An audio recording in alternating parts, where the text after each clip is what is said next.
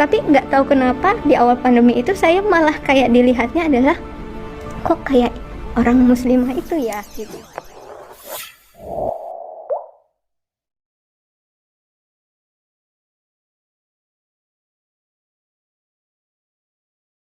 Assalamualaikum warahmatullahi wabarakatuh. Saya bersyukur sekali, alhamdulillah boleh diundang ke sini. Perdana juga nih untuk sharing ini gitu ya, di hadapan media sih gitu. Nah, kalau latar belakang saya lahir 26 Juli 1984.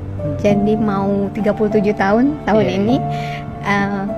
Dari kecil dibesarkan dalam keluarga Kristen. Kemudian saya 2010 menikah, kemudian sampai saat ini dikaruniai 3 anak. Nah, mantan suami saya hamba Tuhan dulu ya. Kemudian dia biasanya identitasnya apa lagi? Sekarang saya bertugas ya, sebagai PNS SD, SMP, SMA di Sekolah Katolik Mater Dei Strada Sanjaya ya dulu namanya. Di Pamulang. Tangerang Selatan. Kemudian SMA saya di Magelang, SMA Taruna Nusantara. Kemudian kuliah FKG-nya di Universitas Indonesia. Kemudian S2-nya di SA Unggul. Iya. Ya, Dok. Karena memang benar sih kalau itu ya, kalau apa yang terjadi dalam hidup kita tuh memang sudah tertulis dalam Lauhul Mahfuz ya. Itu saya baru tahu juga setelah kembali ke fitrah Islam ini gitu. Saya nggak pernah berpikir untuk suatu saat saya akan berubah jadi Islam. Dengan latar belakang keluarga saya seperti itu, kemudian suami juga dari kecil sekolah Katolik ya mayoritas gitu. Kemudian dari suku juga kan nggak mayoritas adalah non Muslim gitu kan. Jadi nggak pernah ada dalam pikiran saya akan sampai saat ini gitu ya. Jadi suatu hari di awal bulan Maret itu, awal pandemi. Iya tahun lalu. Iya, itu kan kita lagi mulai digalakkan untuk pakai masker, sering cuci tangan, terus nggak boleh jabat tangan gitu ya. Entah kenapa saya berpikirnya saat itu kayak melihat wanita muslimah yang jaga wudhu, yang nggak boleh salaman gitu kan. Dulu ada beberapa teman kantor saya juga yang nggak mau salaman gitu kan sama lawan jenis. Itu saya dulu juga kayak rasanya gitu banget gitu dulu mikirnya ya. Terus atau ngelihat wanita yang pakai cadar gitu kan kayaknya, terus kalaupun mereka foto atau apa itu emang kelihatan ya, atau suaminya emang nggak ketuker ya, sampai sempat ya mohon maaf sempat bercandanya seperti itulah ya gitu. Tapi nggak tahu kenapa di awal pandemi itu saya malah kayak dilihatnya adalah kok kayak orang muslimah itu ya gitu ya. Kayak sekarang kita kayak dipaksa semua pakai niqab ya, kayak soalnya gitu ya, sampai berpikir bahwa ini ajaran agamanya kok baik sekali ya. Saya mikir, apalagi saya dengan latar belakang medis kan, saya mikirnya saya lihatnya bukan, saya jadi awalnya itu nggak belajar doktrin ajaran Islamnya gitu. Untuk belajar juga kan takut ya, jadi saya cuman iseng browsing manfaat wudhu gitu, saya manfaat gerakan sholat gitu, kenapa orang pakai niqab kayak gitu-gitu. Saya lihatnya yang sederhana gitu sih gitu. Saya lihat kok secara medis ilmiah bisa dibuktikan, tapi juga ajaran agamanya masuk gitu.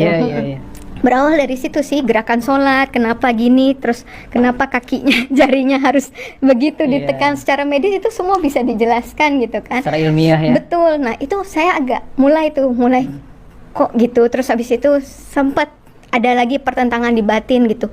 Tapi doanya diulang-ulang. Saya mikir gitu kan. Doanya kan diulang-ulang. Hafalan. Kalau soalnya saya taunya kayaknya ini doanya kan diulang-ulang itu bacaannya. Itu sepengetahuan saya aja gitu kan. Terus tapi kayak ada lagi di batin yang menjawab, atau mungkin itu Allah gimana ya. Saya itu kayak dialog gitu. Saya ambil kayak ngeliat ke langit gitu kadang. Tapi doanya kan diulang-ulang. Kadang saya gitu. Terus kayak Allah jawab, bukankah emang bumi ini berputar dengan memang semua ada hitung-hitungannya. Saya tuh pernah tahu ada zikir 100 kali, ada berapa waktu saat itu ya, waktu saya non muslim, kok doa aja dihitungin 100 kali atau berapa gitu kali. Emang saya apa bedanya dengan kalau cuma 3 kali atau apa gitu kan. Saya sempat gitu. Terus tapi kayak di hati tuh ada yang bilang bahwa di bumi ini juga geraknya itu juga ada hitungannya semua. Coba 1 detik aja atau 1 hitungan salah aja ya berantakan gitu kan. Kayak kejawab gitu. Setiap ada saya ragu apa kejawab. Enggak lah, itu apa di lantai gitu kan. Apa sholatnya sembayangnya tuh ke lantai gitu, kayaknya kok kayak kotor atau gimana gitu ya mikirnya gitu ya. Terus tapi saya mikir lagi, tapi itu kayaknya itu ya di hadapan Allah semua sama ya. Tapi waktu saya itu ngomong di hadapan Allah ya, di hadapan Tuhan kan emang semua manusia sama ya gitu kan, derajatnya sama ya. Itu mau kaya mau miskin semua di lantai kan. Nggak bisa milih kayak, mohon maaf yang sebelumnya kan saya bisa duduk di kursi yang kalau PD bisa duduk di depan mungkin, yang ini duduk di belakang, yang di depan mungkin kursinya lebih bagus atau apa gitu. Ini nggak bisa, mau duduk di depan mau belakang ya tergantung kamu datang ya kan. Kita bisa saf paling depan yang laki-laki ya gitu kan. Gitu sih, saya awalnya kayak gitu. Terus udah mulai tuh kegalauan muncul gitu. Saya kalau diibaratkan kayak ada di persimpangan jalan gitu Mas. Antara saya masih lakukan yang lama tapi kok kosong, ragu-ragu, ada keraguan gitu. Iya betul, saya nganterin anak ke sekolah minggu ya, terus habis itu saya ibadah sendirian gitu kan, di ibadah yang dewasa, tapi pulang tuh kayak ada yang apa gitu, kayak nggak seperti biasanya gitu. Tapi untuk melakukan yang cara Islam juga belum bisa, belum belajar gitu kan. Udah sampai akhirnya beberapa saat itu malah nggak ibadah sama sekali. Ya, terus abis itu akhirnya saya... Itu berapa lama nggak ibadah sama? Enggak sih, dalam hitungan mungkin 2 mingguan itu ya. Karena kan awal Maret, saya akhirnya 2 mingguan kemudian tuh saya nggak pede ya rasanya. Kalau orang biasa beribadah terus nggak ibadah, kan rasanya kayak nggak yakin, nggak pede, takut gitu ya, kayak cemas gitu. Akhirnya nggak bisa nih, saya harus ngalah nih, harus salah satu nih gitu kan, saya pikir gitu. Udah, terus saya cerita sama salah seorang teman gitu ya, karena saya nggak tahu harus gimana gitu. Nah, apa namanya, tapi temannya satu agama juga ya? Islam. Justru Islam. Karena saya langsung ke yang Islam, tapi memang laki-laki. Saya bilang, karena saya pikir kalau perempuan, saya kan perempuan ya. Kalau perempuan kayak agak bocor halus kan. Saya takut kalau sampai bocor ya Pak. Ini salah saya perempuan juga. Mohon maaf. Nah, terus akhirnya saya cerita gitu, terus tapi menurut beliau senang ya, maksudnya ada ketertarikan terhadap Islam. Saya tadi cuma cerita sebatas yang tadi saya cerita juga. Terus tapi beliau bilang kalau kan nggak boleh ya, bukan muhrimnya, diarahkan untuk saya datang ke Mualaf Center. Mualaf Center Umiren ya? Belum. Belum ya. Kebetulan ketemu dengan Bunda Sri di Mualaf Center di Jakarta Barat, Duri Kepa. Nah itu memang teman saya itu pesan gitu kan, cari yang ahwat, terus cari kalau dia menjelekkan agama kamu sebelumnya nggak usah diteruskan. Kalau misalnya dia nggak ngajarin tauhid juga nggak bisa diteruskan gitu. Pesannya gitu. Oh ya udah, terus saya ke sana. Itu sudah qadarullah juga ya. Jadi waktu saya janjian jam 9 hari itu, hari Minggu, saya ingat 15 Maret itu 9 kurang 10 saya udah sampai di sana.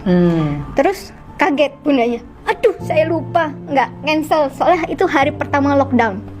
Dia udah nggak mau buka harusnya, tapi saya yang lupa ngabarin, kata dia, nggak apa-apa masuk gitu. Setelah saya duduk sebentar gini, terus ada juga yang datang lagi, yang lain datang, ditolak semuanya, di reschedule sampai hari ini. Karena belum. Lockdown itu. Betul, sampai hari ini katanya. Saya tanya, soalnya saya sampai saat ini masih ngaji sama Bunda Sri kan, itu belum buka Bunda, belum katanya gitu. Itu udah kadar dulu ya, maksudnya. Kalau enggak ya udah, saya sampai hari ini mungkin belum syahadat juga. Mungkin ragu lagi. Bisa betul. Udah di sana udah dimulailah. Kenapa? Saya ceritain seperti tadi juga. Oke, terus benar yang kayak teman saya bilang, beliau nggak nanya latar belakang saya, semua nggak ada nanya apapun, langsung jelasin tauhid, rukun iman, rukun Islam. Itu sambil diceritakan itu tuh air mata nggak terasa ngalir terus ya. Dari jam 9 sampai menjelang zuhur. Bunda nanya, gimana Dokter Karissa sekarang mau gimana, katanya gitu. Ya Bunda, saya belajar dulu, saya bilang gitu. Kalau yakin nanti saya masuk Islam, saya bilang gitu. Terus Bunda bilang, ya boleh gitu kan, tapi nggak dihitung pahala ya, katanya gitu. Karena kan belum, katanya gitu. Mau Dokter Karissa baca Quran, mau Dokter Karissa sholat, itu belum dihitung pahala. Oh gitu, saya gitu. Emang kalau syahadat isinya apa bunda? Percaya bahwa Allah itu esa, percaya, saya bilang. Percaya Muhammad utusan Allah, percaya, saya bilang. Ya udah itu isinya syahadat. Ya udah saya syahadat, saya bilang gitu. Nggak ada mikir gimana tuh, nggak ada saat itu. Dan memang bunda juga kan nggak jelasin apapun di luar tauhid itu kan.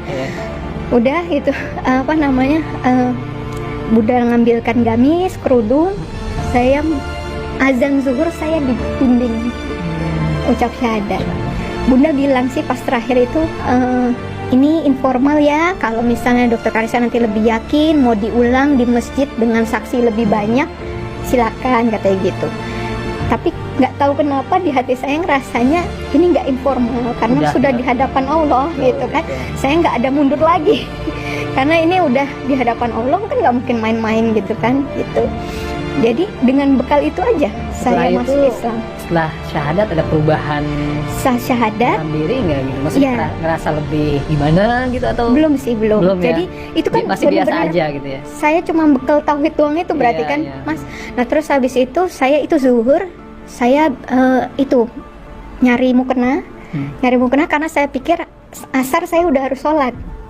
Iya. Saya cerita sama saya kan, dibilang apa namanya, emang udah bisa pakai YouTube. Belajar dari YouTube. Pakai YouTube itu pun yang anak-anak, yang supaya pelafalannya pelan-pelan gitu kan. Udah beberapa kali tuh pakai YouTube. Sampai akhirnya hari Rabu itu waktunya saya masuk kantor, udah WFO lagi WFO. Waduh, saya harus cerita ini sama satu temen yang perempuan, karena saya harus jamaah kan, sholat jamaah. Nggak mungkin saya tapi pasang pakaian itu. belum kerudung. Apa namanya, belum kerudung. Terus saya bilang apa namanya, harus bilang yang perempuan nih, nggak mungkin saya nyalain YouTube di masjid kan, nggak mungkin kan. Ya udah, akhirnya saya cerita sama salah satu teman di kantor yang kerudungnya panjang. Saya nggak tahu harus pilih yang mana kan. Terus habis itu saya bilang, Bu, aku hari Minggu kemarin syahadat. Allahu Akbar, Masya Allah, kaget ya. Kak nangis, dia langsung nangis kan. Kenapa dokter Ica kan tahu saya gimana, tahu mantan suami saya bagaimana gitu. Kenapa dokter Ica? Saya ceritain lah seperti itu. Terus, duh aku ikut senang ya. Tapi dokter Ica mikir nggak sih? Katanya gitu kan, orang dapat hidayah kan sebelum nikah. Ini kan kamu udah menikah, udah punya 3 anak. Berat lah kalau di berantakan, udah pasti berantakan gitu. Udah tahu rencananya mau gimana? Enggak Bu, enggak tahu. Aku bilang gitu. Dokter Ica tahu kalau setelah kemarin hari Minggu syahadat dokter Ica haram sama suami, dibilang gitu. Lebih kaget lagi saya, nggak dibilangin. Oh gitu Bu, saya gitu. Saya di dalam hati kaget, tapi keluarnya itu oh gitu Bu, kayak ya udah gitu. Mungkin itu sudah jalan Allah. Kalau tadinya bunda mungkin nanya-nanya suami gimana gini-gini, terus akhirnya nih kamu kalau nanti syahadat jadi haram gini-gini, mungkin saya berpikir lagi untuk enggak ini gitu. Namanya rumah tangga pasti ada masalah kan, ada masalah gitu. Cuman selama ini kita bertahan gitu kan, karena ya kita taunya Tuhan benci perceraian di agama apapun ya, itu kan. Cuman ketika udah seperti ini dan ini harga yang harus saya bayar istilahnya ya, saya udah mikirnya saat itu udah yang terburuk ya. Saya cuma mau taat aja kan saat itu ya. Oh gitu Bu, jadi nanti saya udah pisah ya Bu, tidurnya udah, saya mikir gitu. Udah pisah. Sejak saat itu saya udah ke kamar anak gitu-gitu. Terus habis itu menghindar, saya menghindar, belum cerita sama suami sama keluarga belum cerita. Udah saya cerita itu ya udah. Akhirnya saya sholat sama ibu ini beberapa kali, terus sampai akhirnya pas jadwal WFO ibu itu telepon lagi, Dok Ica gimana sholatnya, kan nggak ada dia. Tenang Bu, aku ke masjid, aku bilang gitu. Nggak lama masjid juga lockdown. Iya kemarin pokoknya awal-awal Maret itu hampir semua tempat umum itu termasuk masjid. Betul. Tapi itu Allah baik juga. Jadi kalau saya lihat itu memang seolah-olah ya kayak pandemi kan buruk gitu ya. Tapi bagi saya pribadi itu berkahnya banyak banget. Jadi waktu masjid itu lockdown, mau nggak mau saya kan harus tetap sholat. Mau nggak mau saya harus hafalin bacaan sholat. Mungkin kalau nggak masjidnya lockdown, saya hari ini masih selalu jamaah kali ya sholatnya gitu ya, karena nggak ngafalin bacaan gitu. Terus ya udah jadinya mau nggak mau Isya terakhir saya sholat jamaah, saya ngafalin sampai supaya subuh saya udah bisa sholat sendiri tanpa YouTube, tanpa jamaah gitu kan. Itu apa gitu? Iya, Malaman ngafalin dalam semalaman. Karena kan mau nggak mau harus. Iya. Kalau enggak saya nggak sholat. Itu kan bacaannya banyak. Banyak. Tapi apa? Banyak. Itu diulang berkali-kali, Iya, ditulis lah Masya segala Allah, macam iya. cara untuk supaya subuh saya udah bisa sholat gitu kan. Dimudahkan sama Allah lah. Ya, itu terasa banget Masya sih Allah. Mas. Udah kayak gitu. Terus udah, nah nggak ada yang tahu di kantor selain ibu ini. Baru sekitar sebulan kemudian itu mulai ke gap tuh. Saya tiap azan kok hilang di kantor kan. Setiap azan sama ibu itu berdua hilang gitu kan. Iya. Kan biasanya kalau ibu-ibu sholatnya di musola kantor aja, nggak ke masjid. Ini kan kami ke masjid gitu kan. Gitu. Terus udah mulai sebulan ketahuan sama bapak-bapak teman kantor yang laki-laki kan, karena yang ke masjid laki-laki. Iya. Terus cerita dia ke teman saya yang lain, gua ngelihat dokter Karissa ke masjid, yang bener nggak mungkin gini gitu. Terus abis itu coba kapan-kapan foto katanya gitu. Bener Pokoknya lah, rame lah ya di kantor, rame, dibahas, heboh di foto. dibincangkan. Iya, sampai akhirnya teman saya tiba-tiba sore-sore mau pulang kantor, pada datang nyelamatin saya. Selamat ya. Selamat apa? Saya mikir kayak ulang tahun enggak apa enggak. Iya. Selamat ya gitu. Kita udah sore gini gitu, Pak. Bayangan saya itu bukan apa-apa ya. Saya bukannya nggak mau cerita sama teman kantor, nggak mau cerita sama keluarga. Cuma saat itu kan saya pengetahuannya minim banget. Kalau saya langsung ngomong gimana-gimana, terus ditanya-tanya, terus saya malah jadinya jatuhnya jelekin Islam nanti kalau saya salah jelasin atau apa gitu. Saya takutnya salah itu aja. Pokoknya belajar aja dulu. Saya gitu pikirnya ya. mau belajar lagi gitu, lebih lagi belajar lagi baru mungkin pada tahu. Tapi itu udah Allah yang rancangkan semuanya dengan sempurna, dengan rapih banget. Jadi teman saya tahu dulu, Pak. Nah, terus mulai mereka, jadi bukan kan saya di keluarga anggapnya dikirain karena saya lingkungan PNS mayoritas muslim itu yang mempengaruhi saya jadi muslim. Dikirain Padahal itu. dalam pergaulan kami kan nggak ada bahas agama sama Betul. sekali, Profesional nggak aja ada. pekerjaan Iya gitu betul. Nah kemudian saya suka lari, komunitas lari juga kan, ya udah selesai lari udah nggak ada Iya. bahas tentang agama juga gitu. Nah jadi baru setelah itu mereka tahu, baru mereka kirim link, kirim buku, kirim apa Supaya gitu kita kan. belajar gitu ya. Betul. Setelah itu memang baru. Nah kemudian ada salah satu guru ngaji yang betulin bacaan gitu-gitu bilang, kapan dok harus ngomong sama suami terutama ya, karena dan keluarga terdekat, orang tua dok ngomong, ya ntar ya bu, udah masuk Ramadan. Iya. Itu kalau diceritain ini langsung nggak apa-apa kronologisnya Iya, ya, nggak apa-apa, saya biarin nggak ini Iya, ya. iya, nggak Padahal apa-apa. ditanya Lanjut, cuma lanjut, dapat ya. hidayahnya, tapi lah jadi lanjut. Nggak apa-apa. Nah, jadi itu kan mau masuk Ramadan. Itu saya mulai belajar taraweh kan, cara sholat taraweh gitu Iya. ya. Saya udah belajar, cuma saya lagi mikir, itu 2 hari sebelum mulai taraweh pertama saya belajar itu. Saya mikir gimana ya, yang 4 rakaat aja saya deg-degan sholatnya. Jadi rumah saya tuh ada CCTV-nya semua. Cuma ada satu blind spot itu yang di depan pintu klinik saya. Jadi kalau dari sisi sini ada CCTV, dari sana CCTV, pas di depan pintunya banget lah, itu yang kayaknya blind spotnya, yang nggak dapet CCTV manapun. Jadi saya sholat di depan pintu klinik saya, yang mana itu deket sebelahnya kamar mandi, sebelah pintu klinik gitu. Jadi saya sholat di situ, diam-diam, termasuk pembantu saya mungkin nggak tahu juga, walaupun mereka mungkin nyuci mukena yang bukan miliknya, mungkin ya tahu juga tapi nggak tanya. Itu setiap habis sholat tuh keringet sejagung-jagung karena saking takut ketahuan. Iya betul. 4 rakaat itu rasa lama banget. Saya nggak kebayang 11 rakaat Apalagi pas taraweh. taraweh gimana. Udah, tapi ya saya nggak tahu, saya jalanin aja, terus saya belajar aja. Pas harinya harus taraweh itu, pulang kantor, tiba-tiba saya masuk rumah kosong. Jadi anak-anak, suami, pembantu itu ternyata lagi diajak pergi ke rumah mertua. Terus habis itu saya selesai taraweh, selesai rakaat terakhir, pintu pagar dibuka. Jadi istilahnya mereka baru pulang lagi, jadi saya bisa taraweh dengan lancar gitu. Ya, Itu banyak kemudian Allah kasih. Setiap habis selesai sholat yang wajib itu saya gini, alhamdulillah ya Allah bisa sholat, kasih kemudahan ya Allah untuk bisa sholat yang selanjutnya. Itu terus kayak gitu. Itu saya inget banget prosesnya saat masih belum ketahuan. Ya, sampai Lebaran apa? Sampai waktu Ramadan itu saya alhamdulillah kan belum bisa bahasa Arab. Jadi saya baca Puasa terjemahan. juga dok, udah mulai puasa. Kalau puasa saya di dulu non muslim kan memang udah sering puasa iya, juga. iya, udah inilah ya, udah terbiasa juga ya.